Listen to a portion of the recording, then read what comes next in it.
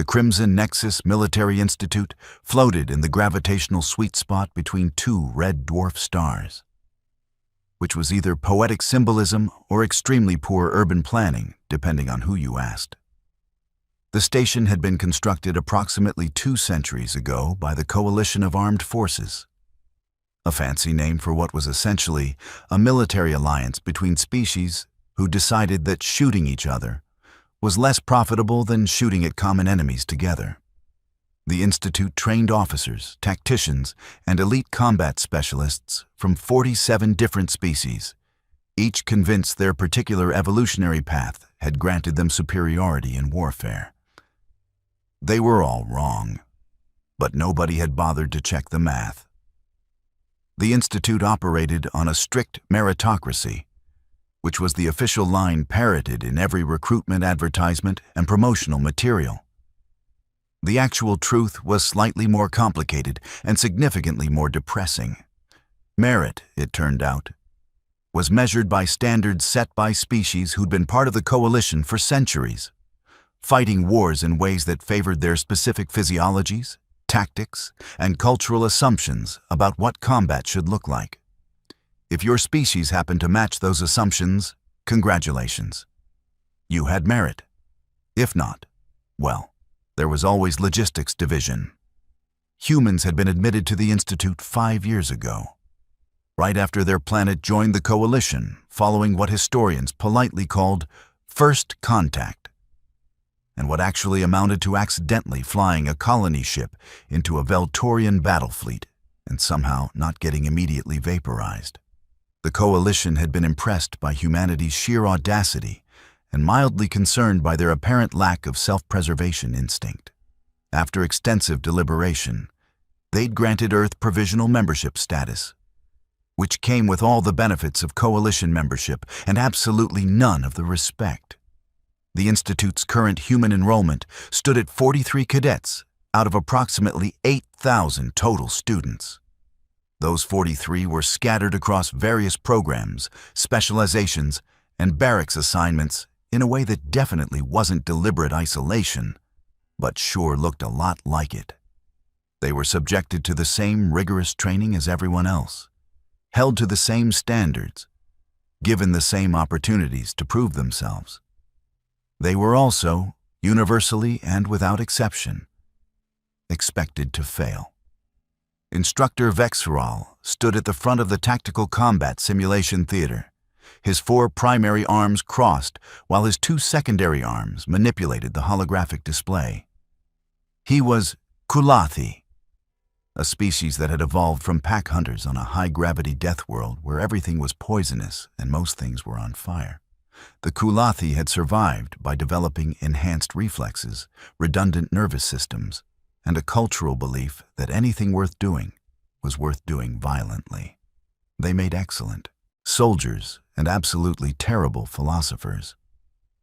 Today's exercise, Vexeral announced, his voice carrying the harmonics that came from having 3 separate larynxes, will focus on close quarters combat assessment. You will demonstrate the techniques covered in the past 6 weeks. Your performance will account for 30% of your term grade.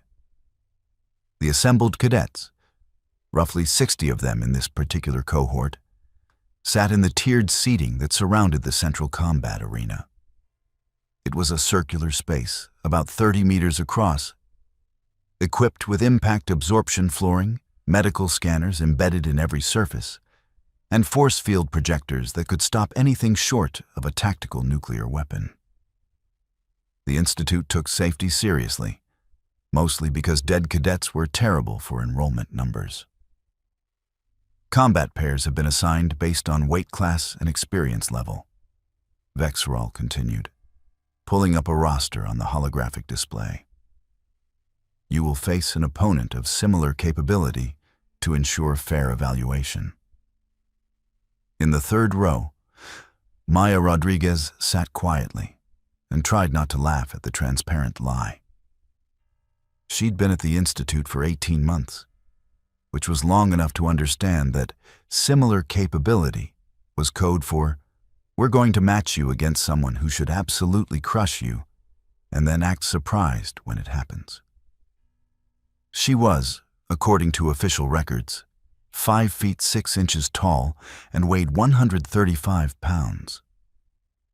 She came from a standard gravity world, possessed no natural armor, no venom glands, no enhanced sensory organs, and had the kind of physical specifications that made military recruiters check if they'd accidentally pulled up veterinary records instead. What the official records didn't mention, because she'd been extremely careful about what information made it into official records, was that Maya Rodriguez had spent 8 years in various conflicts across Earth before the Coalition had even known humanity existed. She'd been recruited by one of those organizations that technically didn't exist and definitely didn't conduct operations that violated international law. She'd learned to fight from people who'd learned to fight from people who'd learned to fight during wars that predated written language. She'd gotten very good at it. Rodriguez. Vexral's voice cut through her thoughts. You'll be paired with Drakthar for evaluation. The theater went quiet in that particular way. That meant something interesting was about to happen. Maya looked up at the display, found her name next to another, and felt something cold and sharp settle in her stomach. Drakthar was Korthvin, which meant he was approximately 7.5 feet of crystalline exoskeleton and barely contained aggression. The Korthvin had evolved on a world with 3 times Earth's gravity, under a star that put out enough radiation to turn most organic life into tumors with ambition. They'd survived by developing silicon-based biological structures that were functionally indestructible, and a metabolism that ran on what other species considered toxic waste. They were, by every measurable standard, perfect soldiers. Strong, durable, aggressive, and completely convinced of their own superiority. Drakthar stood up from his seat in the front row, his crystalline structure catching the theater lights and reflecting them in sharp, angular patterns. He was the cohort's top-ranked combat specialist, had never lost a training exercise, and had a documented tendency to put opponents in the medical bay with injuries that took days to heal, even with advanced treatment. He was also, and this was the part that made Maya's jaw tighten, a complete piece of work. The human? Drakthar's voice resonated through his entire body structure, a trick of Korthvin physiology that made everything they said sound vaguely threatening. Instructor, surely this is a mistake. I am ranked 1st in close combat. She is ranked 40th. This is not similar capability. Your ranking is based on performance against other cadets, Vexral replied, though his tone suggested he agreed with the assessment. Rodriguez has not yet been properly evaluated in live combat scenarios. This will provide that evaluation. Translation. Let's see how badly the human gets broken, so we can justify moving her to a non-combat role. Maya stood up slowly, gathering her things. Around her, cadets were already pulling up betting interfaces on their personal devices. She could see the odds updating in real time. 100 to 1 against her lasting more than 30 seconds. 200 to 1 against her landing a hit. 500 to 1 against her actually winning. Someone was going to make a lot of money today. Probably not her, but someone. This is absurd, Drakthar continued, apparently not satisfied with just humiliating her in combat. The human species has no business in military training. They are weak, slow, fragile. They come from a soft world with soft gravity and soft evolutionary pressures. They have no natural advantages, no specialized adaptations, nothing that qualifies them for combat roles. Several cadets nodded agreement. A few looked uncomfortable, but said nothing. The rest just looked excited for the show. Maya reached the stairs leading down to the combat arena and paused, looking up at Drakthar with an expression of polite interest. "Are you done?" she asked. Drakthar's crystalline structure shifted colors, darkening to a deep crimson that indicated aggression. "You should withdraw. Save yourself the humiliation and the injury. I will not hold back because you are inferior." "Good," Maya said simply, and continued down the stairs. The combat arena floor felt solid under her boots, the kind of engineered surface that could absorb kinetic impacts without breaking, but still provided enough friction for proper movement. Maya walked to the center, rolling her shoulders, loosening her neck. She was wearing the standard Institute training uniform, reinforced synthetic fabric that could handle most impacts, flexible enough for full range of motion, equipped with biometric sensors that would alert medical teams if anything important stopped working. Across from her, Drakthar descended to the arena with all the subtlety of an avalanche. His footsteps resonated through the floor, each one a small demonstration of his mass and power. He was playing to the crowd, making sure everyone understood the size differential, the strength differential, the everything differential. Maya watched him and did calculations. Mass, approximately 400 pounds. Height advantage, 26 inches. Reach advantage, significant. Center of gravity, high. Movement pattern, aggressive forward pressure. Crystalline structure, extremely durable but rigid. Joints, limited flexibility. Weak points. She'd figure those out. "Combat parameters," Vexral announced from above. "Standard sparring rules. Fight continues until submission, incapacitation, or instructor intervention. Medical override will engage automatically if life-threatening injuries are detected. Force fields will contain the combat area." He paused, and Maya could hear the calculation in that pause, the institutional bias making itself comfortable. Given the significant physical disparity between combatants, Drakthar will be limited to 50% power output. The theater erupted in protest. Drakthar's crystalline structure flashed with indignation. "Instructor, this is insulting. I need no handicap to defeat a human." "The limitation is for safety purposes," Vexral replied, though his tone made it clear he agreed with Drakthar. "We cannot risk serious injury over a training exercise." Maya said nothing. 50% of Drakthar's strength was still more than enough to break her bones if he landed a solid hit. The power limitation was theater, a way to make the inevitable beating look responsible and measured. "Fine," Drakthar snarled. "I will defeat her with half my strength. It will make no difference." "Combatants ready?" Vexral asked. Maya settled into a neutral stance, weight balanced, hands loose. She looked small and vulnerable and completely outmatched, which was exactly how she needed to look. "Ready," Drakthar announced. "Ready," Maya said quietly. "Begin." Drakthar attacked immediately, because of course he did. Patience was not a Korthvan virtue. He covered the distance between them in 2 massive strides. Crystalline fist pulled back for a strike that would have knocked her unconscious if it landed. It didn't land. Maya moved laterally, letting the punch whistle past her head close enough to feel the displacement of air. Drakthar's momentum carried him forward, and she noted how his upper body committed fully to the strike, how his center of gravity shifted, how his rear leg extended for power. Good to know. He recovered quickly, spinning to face her with surprising speed for something his size. His second attack came as a combination. High strike, low sweep, attempting to catch her between 2 impacts.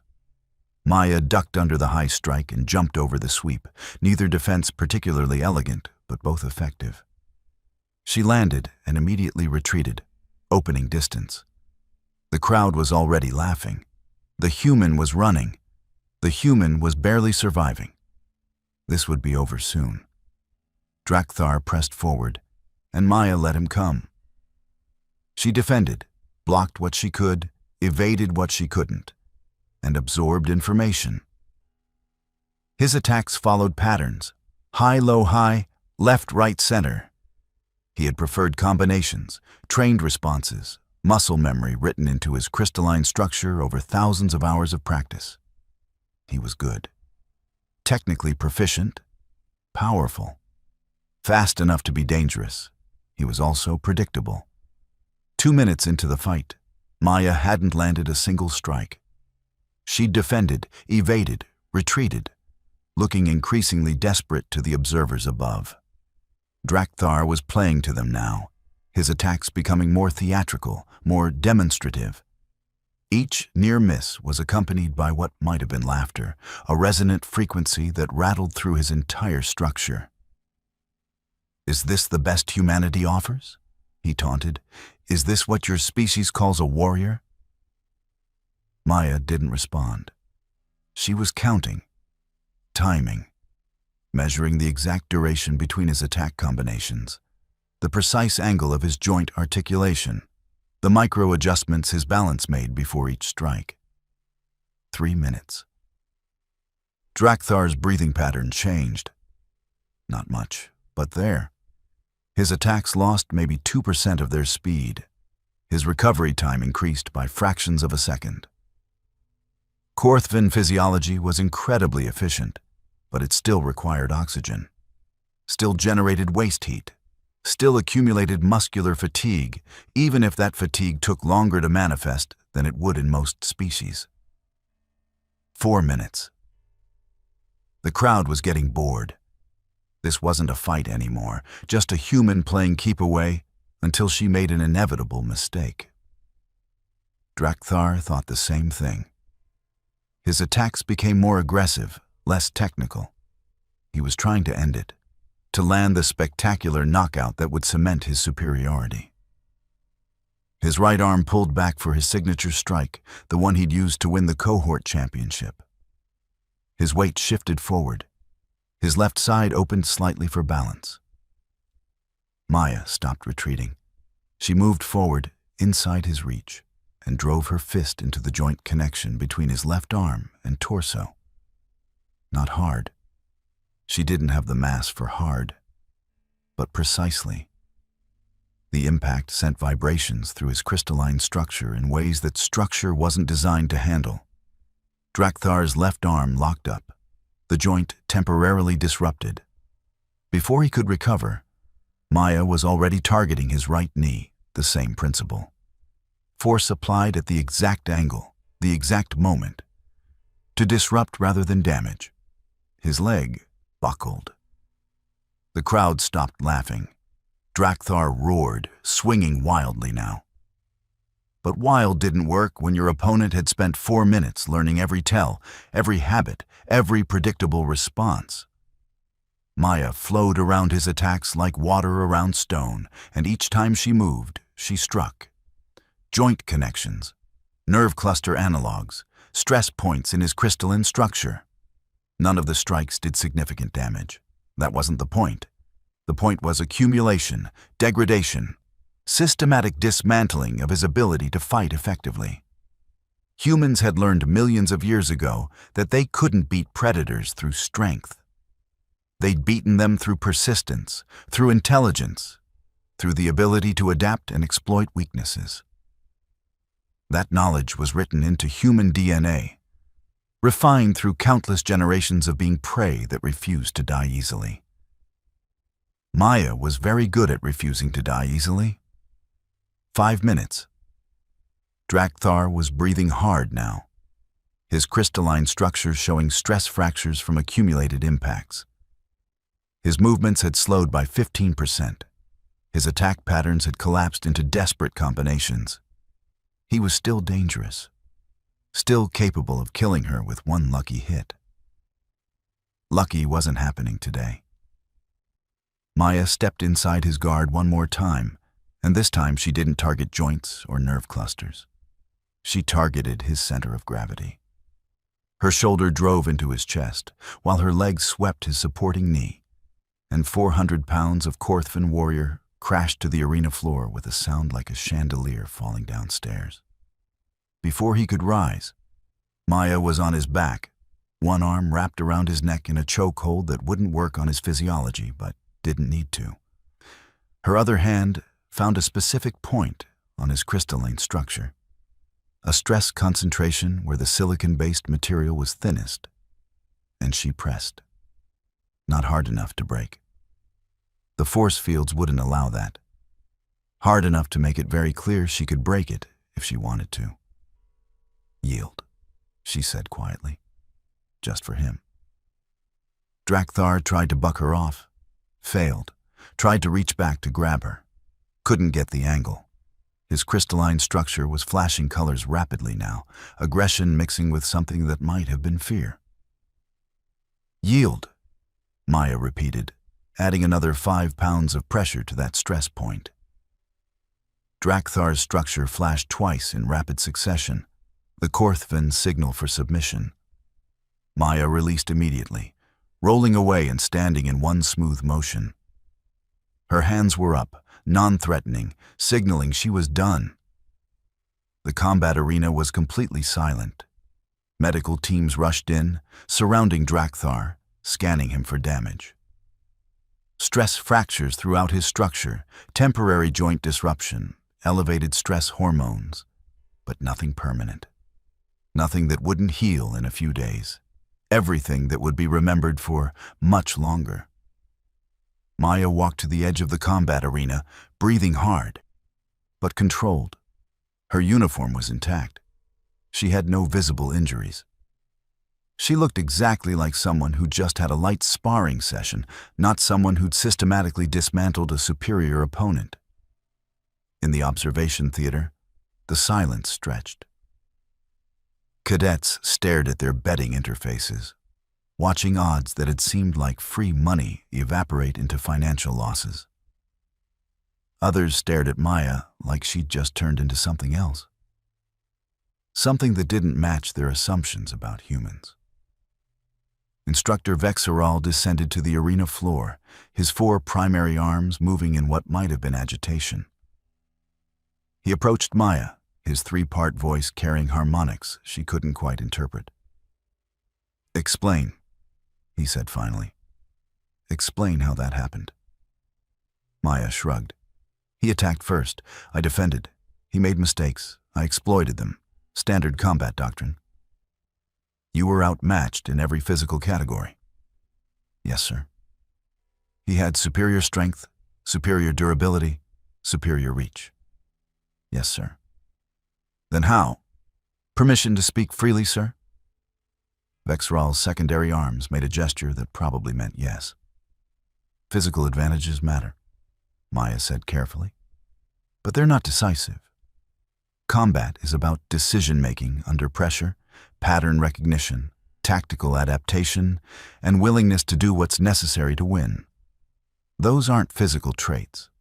Those are cognitive traits, and humans are very, very good at them." She paused, then added, "Also, I spent 4 minutes learning how he fights. He spent 4 minutes assuming he'd already won. That's a different kind of advantage." Vexeral stared at her with all 4 of his eyes, which was an unsettling experience. "You're saying you won through intelligence. I'm saying I won through being willing to use intelligence. There's a difference." In the medical area, Drakthar was sitting up, his crystalline structure slowly returning to its normal color. He was listening to this conversation, and his expression, as much as Korthvan had expressions, suggested he was having a very significant reevaluation of several deeply held beliefs. "The power limitation," Vexeral said suddenly. "You knew it wouldn't matter." "I knew it might matter if he landed a solid hit," Maya corrected. "So I made sure he didn't land a solid hit.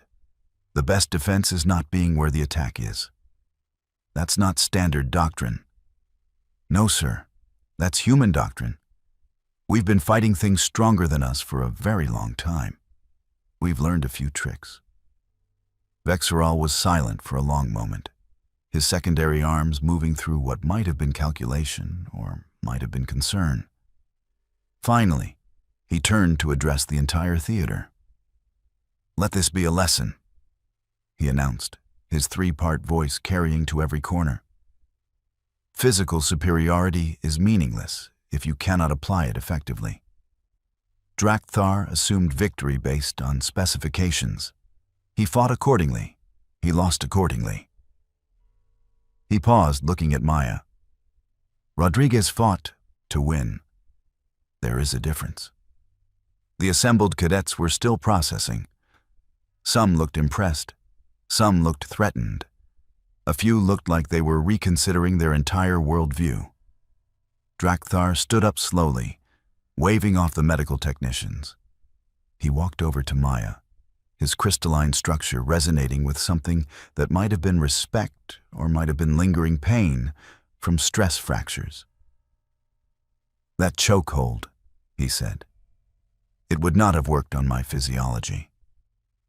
"No," Maya agreed, "but it put me in position to target your structure's stress concentration, which would have worked.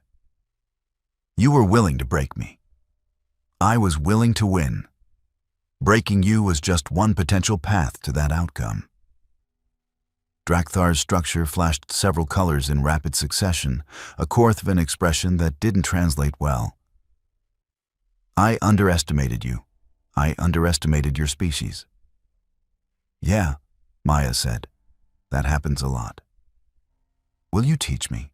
The technique you used? The joint disruption?" Maya considered this. "Sure, but you'll have to teach me how to fight someone with 4 arms. Fair trade." Something that might have been laughter resonated through Drakthar's crystalline structure. Fair trade. Word spread through the Crimson Nexus Military Institute faster than light, which was impressive considering light was supposedly the speed limit.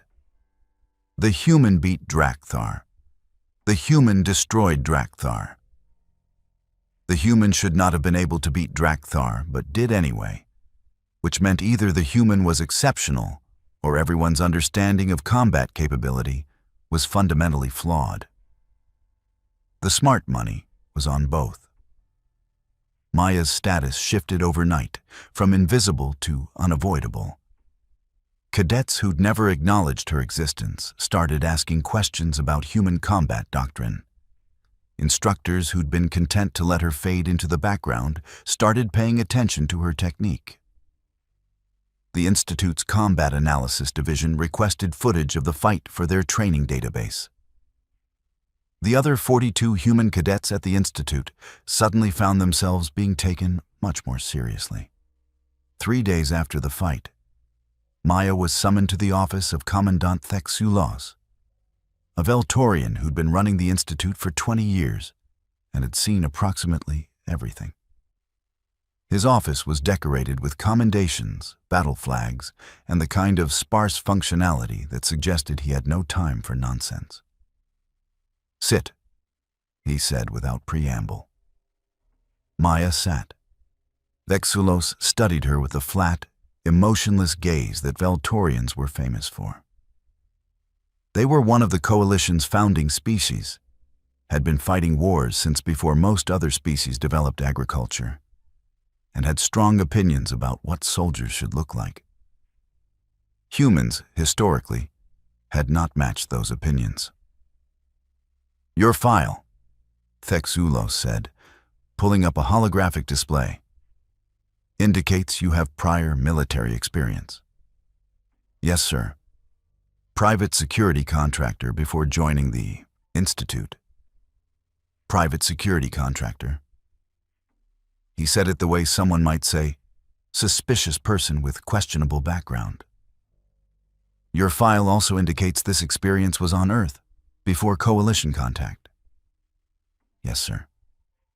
"Which means you learned to fight humans, against humans, using human tactics developed for human conflicts." "Yes, sir." Thexulos leaned back in his chair, fingers steepled. "Do you know why the Coalition was initially hesitant to admit humans to military service?" "Several reasons, sir. lack of natural advantages, unfamiliarity with standard combat doctrine, concerns about discipline and command structure compatibility. All correct. But the primary reason was historical analysis. Every species in the coalition, we have records of their military development. How they fought wars on their homeworld, how they transitioned to space combat, how they integrated into coalition forces. We use this analysis to predict capability and compatibility. He paused significantly. Humanity's military history is concerning. Maya waited. Your species has been engaged in continuous warfare for your entire recorded history. You've developed thousands of distinct combat styles, hundreds of different strategic philosophies, countless weapon systems. You fought wars over resources, ideology, territory, religion, and in several documented cases, because someone insulted someone else. That's accurate, sir.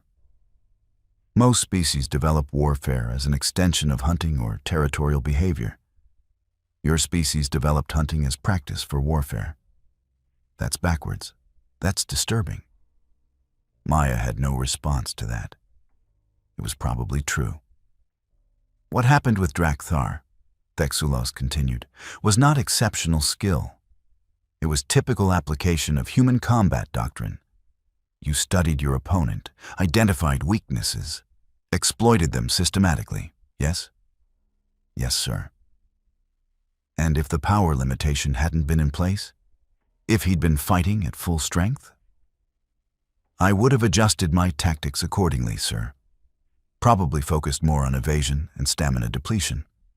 The principle remains the same. The principle being, everyone has weaknesses.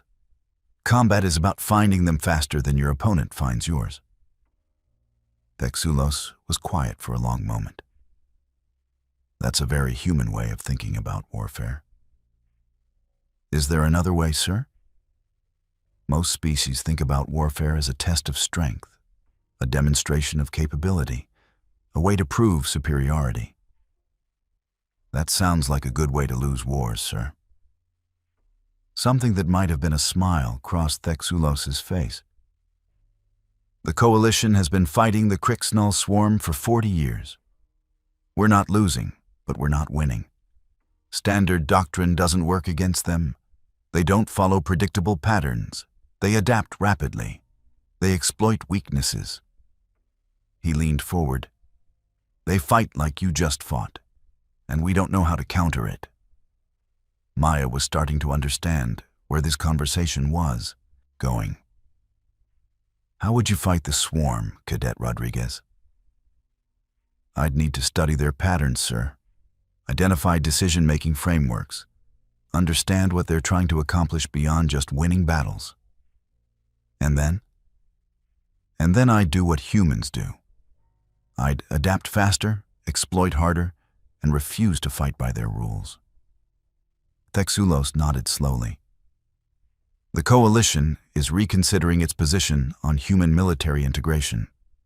Your performance, and others like it, suggest we may have miscalculated. Permission to speak freely, sir? Granted. The coalition didn't miscalculate, sir. You measured us against your standards for what soldiers should be. Strong, durable, naturally armed. Humans aren't any of those things. But that's not a weakness. That's just a different set of starting parameters. Explain. Every species here evolved to be the apex predator on their homeworld. You're all accustomed to winning through superior capability. Humans evolved to be persistence predators on a world full of things that could kill us easily. We're accustomed to winning despite inferior capability. That's a fundamentally different approach to problem solving. She paused, then added, You're good at being strong, sir. We're good at being stubborn. Both have their place. Thexulos studied her for another long moment, then dismissed her with a gesture. You're being reassigned to advanced tactical doctrine. Your training schedule will be adjusted accordingly. Dismissed. Maya stood, saluted, and turned to leave. "Cadet Rodriguez," Texulos called after her. "Yes, sir?" "Don't make me regret this." "No, sir." The Crimson Nexus Military Institute continued its operations, training the next generation of coalition military officers. Its curriculum was quietly updated to include sections on asymmetric warfare, cognitive combat advantages, and alternative tactical frameworks. Human enrollment increased by 300% over the next year. The galaxy, slowly and with great reluctance, began to understand that military capability wasn't just about physical specifications. It was about mindset, adaptability, and the willingness to fight in ways that didn't fit neatly into established doctrine. Humans had been doing that since before they invented writing. They just needed an opportunity to demonstrate it to an audience that was finally paying attention. Drakthar, for his part, learned Maya's joint disruption technique and added it to his own combat repertoire. He also learned something more valuable, that the most dangerous opponents weren't always the ones with the best specifications. Sometimes they were the ones who'd spent their entire evolutionary history learning to beat opponents with better specifications. That was a much more important lesson. Maya Rodriguez continued her training, collecting knowledge and experience in roughly equal measure. She graduated with honors, naturally, and went on to serve in several campaigns against the Krixnal Swarm, where her particular skills proved extremely valuable. But she never forgot that day in the combat arena, when an overconfident warrior attacked first and learned definitively and painfully that humanity's greatest military advantage wasn't physical capability. It was the absolute refusal to accept that physical capability determined outcomes. Millions of years of being outmatched had taught humans a simple lesson. Specifications were just the opening position. Victory was about what you did with them. And humans, it turned out, were very creative about what they did with limited starting positions. The galaxy was still learning that lesson. Some species learned it quickly, adapted their doctrine, integrated human tactical frameworks into their own strategies. Others learned it the way Drakthar had, suddenly, painfully, and with the kind of clarity that only comes from being systematically dismantled by someone who shouldn't have been able to win. The Crimson Nexus Military Institute updated its recruitment materials. They still emphasized the importance of physical capability, tactical knowledge, and disciplined training. But they also added a new section, buried in the fine print, where all the important truths lived. Combat outcomes are determined by the decisions combatants make under pressure, not by the advantages they possess before the fight begins. It was the most human thing the Institute had ever written, and every cadet who read it, regardless of species, understood exactly what it meant. Underestimate humans at your own risk. Because they'd spent their entire existence being underestimated, and they'd gotten very, very good at proving everyone wrong.